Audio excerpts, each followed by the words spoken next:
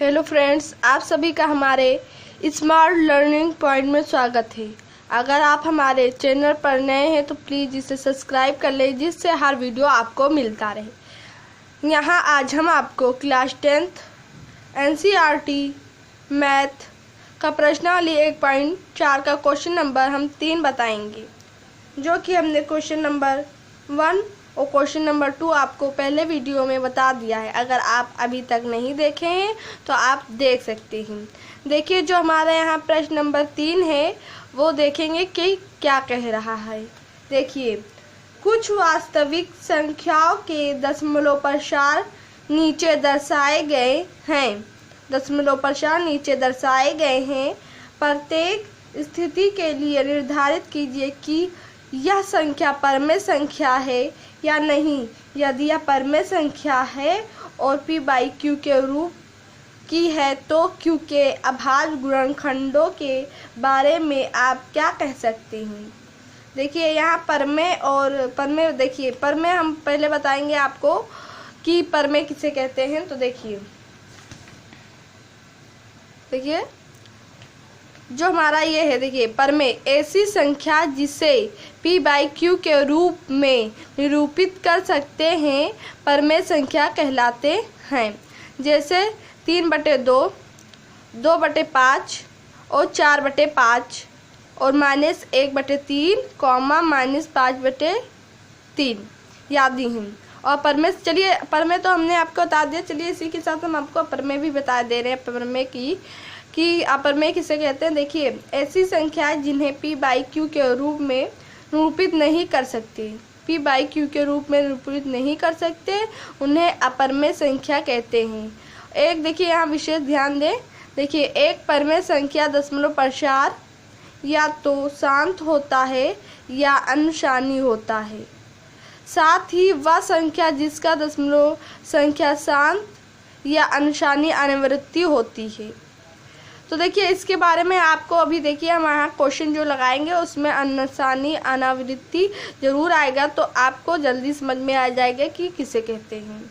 देखिए, यह हमारा जो शानदार ये क्वेश्चन है, हम इसे शानदार तरीके से लगाएंगे। देखिए, यहाँ पहले अपना टॉपिक लिखेंगे, ध्यान दीजिएगा। देखिए, यहाँ हम हाल लिख लेते हैं 4 3 1 2 3 4 5 6 7 8 9। ठीक है, हम बटे बटे लगाएंगे यहाँ। देखिए, आप कहेंगे कि ये क्या सर, तो देखिए यहाँ जो ये हमने लगाया है इसको भी बताएंगे कि किस तरीके से हम यहाँ दशमलव हटाएंगे। तो देखिए, यहाँ दशमलव हटाने के लिए हम ये देखिए हट गया दशमलव यहाँ, तो यहाँ हम 1 लिखेंगे। दशमलव को हटाने के लिए ध्यान दीजिए, दशमलव को हटाने के लिए हमने 1 लिखा। अब जो जितना दशमलव के इस साइड में मतलब हमारी संख्या उतना ही हम नीचे शून्य लिख लेंगे। देखिए 2 2 4 5 6 7 8 9, मेरी 9 संख्या, हम 9 ही शून्य लिखेंगे। 1 2 3 4 5 6 7 8 9। देखिए, मेरी 9 संख्या हो गई। अब हम इसे अगला नेक्स्ट टॉपिक पे अपने बढ़ेंगे।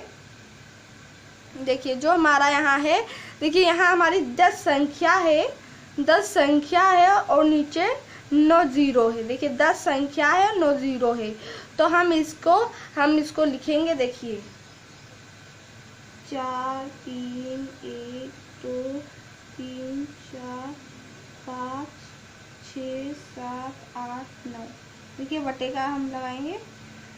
फिर उसके बाद में हमारी यहाँ देखिए 10 संख्या, हम 10 लिखेंगे और 10 की घाते मतलब पावर हम 9 लिखेंगे। फिर हम इसका देखिए यहाँ कह रहा है कि p/y जो q के रूप की है, तो q के अभाज्य गुणनखंडों के बारे में आप क्या कह सकते हैं। तो देखिए, अभाज्य गुणनखंड, इसका हम पहले गुणनखंड निकालेंगे। तो हमारा ये बन सकता है 2 पंचे 10, यानी कि हमारा ये 2 टुकड़ों में बढ़ सकता है, 2 पंचे 10। तो हम यहाँ लिखेंगे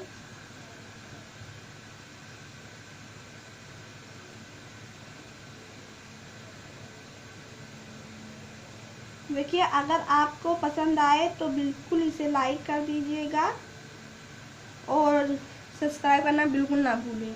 देखिए हमने हर एनसीईआरटी का हर मतलब चैप्टर आपको विस्तार पूर्वक से समझाया है। देखिए यहाँ हमारा होगा 2 गुणे 5, 2 गुणे 5 की पावर 9। देखिए 5 इसलिए 2 गुणे 5 हुआ। देखिए इसका 10 का अगर गुणनखंड निकालेंगे तो हमारा 2 गुणे 5 के रूप में ही आएगा। तो हम यहाँ लिख सकते हैं। देखिए यहाँ जो 2 और 5 हमारा है, हमने आपको पहली मतलब दूसरे क्वेश्चन में और पहले क्वेश्चन में आपको समझाया है कि जो 2 की पावर n और 5 की पावर m के रूप में रहता है और हमारा परमेय संख्या रहता है और साम भी रहता है। तो हम यहाँ लिखेंगे सर्वप्रथम हमने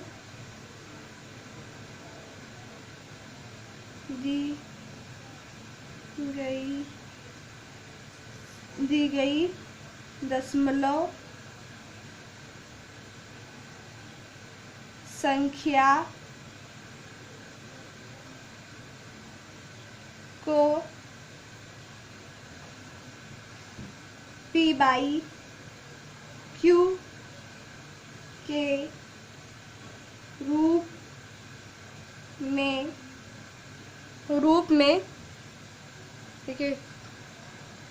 रूप में परिवर्तित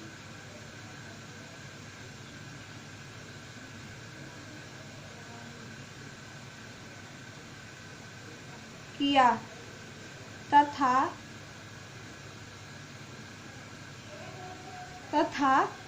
q के अभाज्य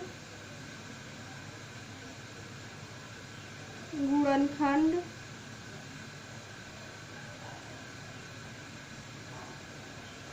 खंडों को प्राप्त किया। देखिए प्राप्त किया। देखिए हमने गुणनखंडों को यहाँ प्राप्त किया है 2 और 5। तो फिर इसके बाद में यहाँ लिखेंगे हमने पाया। क्या पाया? हमने पाया कि Q के अभाज्य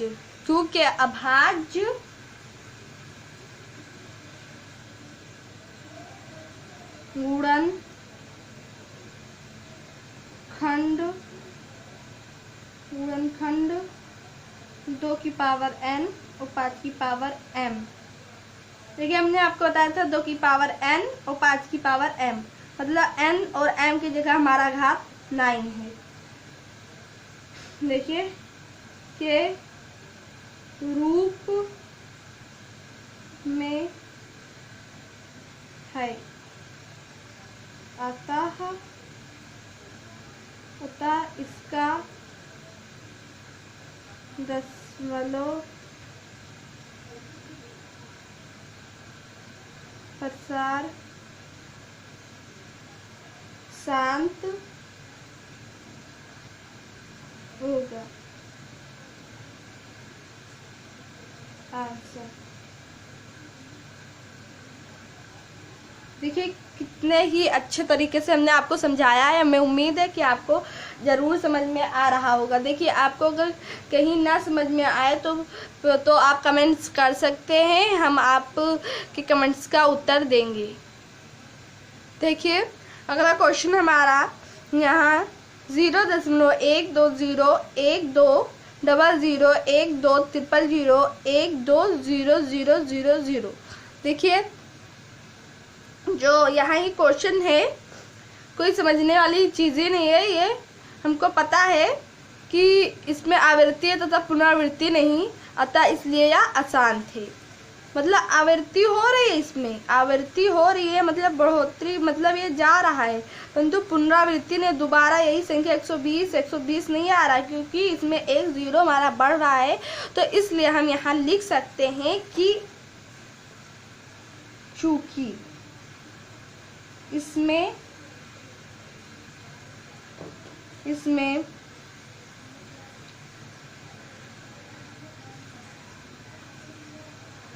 हमने आपको अभी बताया था कि आवृत्ति तथा पुनरावृत्ति के बारे में पहले बताया था कि आपको हमने कहा था कि अगर ये देखिए, अगर ये क्वेश्चन हम लगाएंगे तो पुनरावृत्ति और आवृत्ति हमारी जरूर आएगी। तो आपको हमने पहले भी बताया है कि पुनरावृत्ति और आवृत्ति क्या है। देखिए, अगर आपको नहीं समझ में आ रहा है तो अभी हम आपको पुनः दोबारा समझाएंगे। देखिए, इसे हम तब तक लिख लेते हैं अशांत, अशांत है इसलिए यह, और ये पर में अपर में भी है, अपर में। देखिए, हमारा यही आंसर होगा। देखिए, यही हमारा आंसर होगा। देखिए, हम आपको यहाँ बताएंगे आवृत्ति तथा पुनरावृत्ति क्या है। देखिए, आवृत्ति उसे कहते हैं, देखिए एक, देखिए इसमें 10 फिर इसमें 100, यानी कि एक एक इसमें संख्या बढ़ रही है, ये आवृत्ति है तथा पुनरावृत्ति नहीं। देखिए, पुनरावृत्ति इस मतलब होता है, देखिए यहाँ 4 7 8, फिर 4 7 8 के बाद में फिर वही संख्या हमारी 4 7 8 प्राप्त हो रही है। मतलब इसमें आवृत्ति भी हो रही है, मतलब बढ़ोतरी भी हो रही है, और पुनरावृत्ति मतलब बार बार वही संख्या आ रही है। परंतु इसमें आवृत्ति है पर बार बार हमारी वो संख्या नहीं आ रही है, इसलिए यह अपर में हमारा होगा और ये आसान दशमलव होगा। तो अगला हम क्वेश्चन देखेंगे। हमें उम्मीद है कि आपको ये समझ में आया होगा आवृत्ति तथा पुनरावृत्ति के बारे में। तो हम अगला क्वेश्चन अपना देखेंगे। हमारी अगला क्वेश्चन देखिए, हमारा अगला क्वेश्चन है 43 पॉइंट 12 34 56 78 और 9। तो हम यहाँ लिखेंगे, देखिए ये दशमलव जो प्रसार है हमारा वो अशांत है, दशमलव प्रसार अशांत है। देखिए, ये हमारा जो लगा है ये इसका चिन्ह, तो इसका मतलब ये अशांत संख्या है। लेकिन देखिए, इसके बटे के रूप में हम एक, ये पूरे संख्या के बराबर हम एक यहाँ नीचे लिख सकते हैं। तो इसलिए हम यहाँ लिखेंगे क्योंकि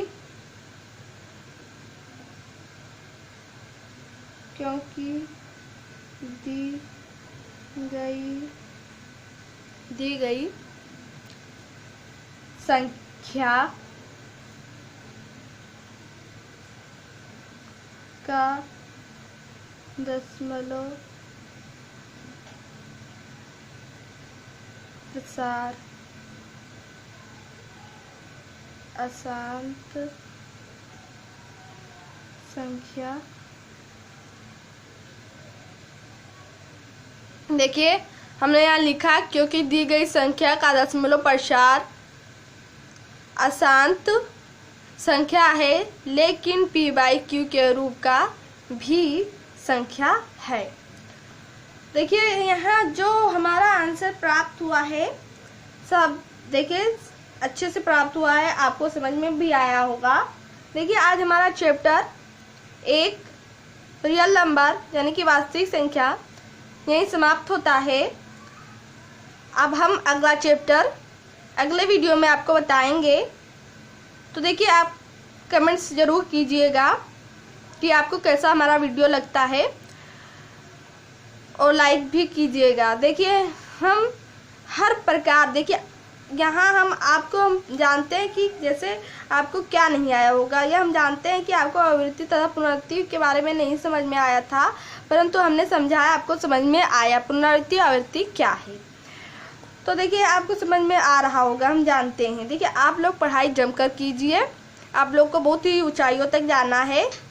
और यह देखिए, अगर आपको पसंद आया तो इसे सब्सक्राइब कर दें। तब तक के लिए इतना ही, हम अगले वीडियो के साथ फिर मिलेंगे। Thank for watching this video.